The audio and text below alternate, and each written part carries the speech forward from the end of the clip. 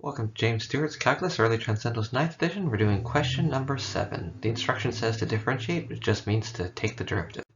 So, basically you have to remember what the question is asking for, take the derivative. What it wants you to do is more or less keep using these formulas, so that way you start to memorize them. The first formula is the derivative of secant theta is secant theta times tan theta.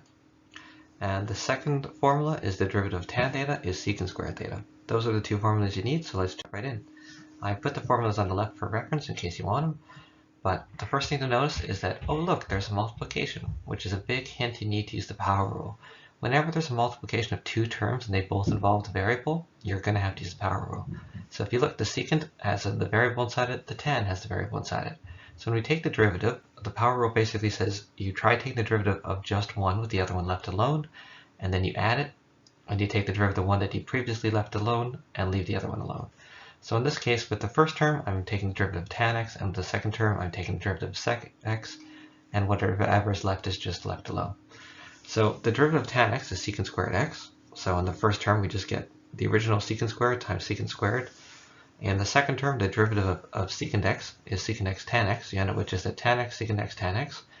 And of course, you can simplify that a little bit because secant theta times secant squared theta is just secant cubed theta. And at the same time, tan theta times tan theta is the same as tan squared theta. So that's pretty much all there is to it.